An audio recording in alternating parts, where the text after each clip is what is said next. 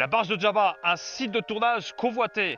Lors de la réalisation du Retour du Jedi, les équipes de production devaient faire face à la notoriété d'un nom qui faisait déjà rêver, Star Wars. Les équipes devaient s'adapter à la fanbase très curieuse sur chaque lieu de tournage installé hors studio. Ce fut notamment le cas pour le tournage des scènes d'Andor et de la Barge de Jabba. Pour cette dernière, le désert de Yuma fut choisi, obligeant l'équipe à prendre des précautions face à l'afflux de curieux et de fans de buggy, qui pouvaient rassembler 35 000 personnes à proximité de l'installation du site de tournage. Fait constaté lors de celle-ci. Le nom de production Blue Harvest Horror Beyond Imagination, censé désigner un film d'horreur intitulé Halloween, fut utilisé pour masquer la présence d'un tournage Star Wars. Ce faux nom visait autant à garantir la discrétion qu'à éviter une inflation des prix de matériel et des terrains, comme cela avait été le cas pour l'Empire Contre-Attaque, où certains tarifs avaient doublé en raison de la notoriété du premier épisode. Mais pour les deux tournages, les locaux avaient bien compris que la production était plus importante qu'elle ne le disait, surtout lorsque certains des acteurs principaux étaient aperçus dans des commerces environnants et même sur les lieux de tournage. Pour se protéger des plus curieux et courageux, il était disposé sur le site de la Barge de Jabba une clôture encadrant le terrain d'1,5 hectare. Avant le tournage, Lucasfilm avait approché le journal local,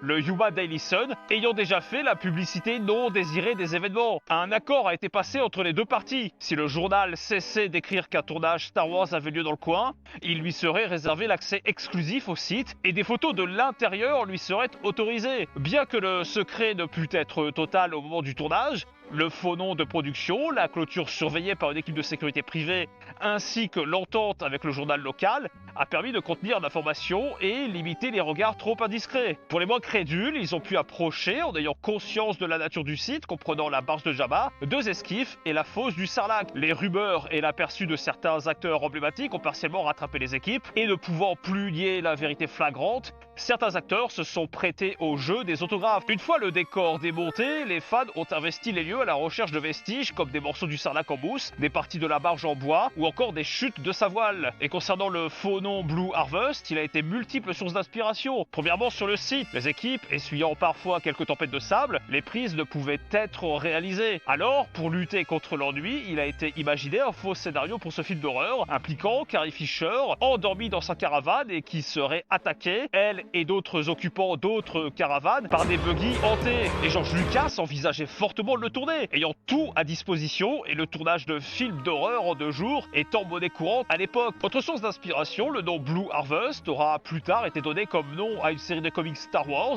à un nom d'épisode de la série animée Ewoks, ou encore au premier épisode parodique Star Wars de la série Family Guy.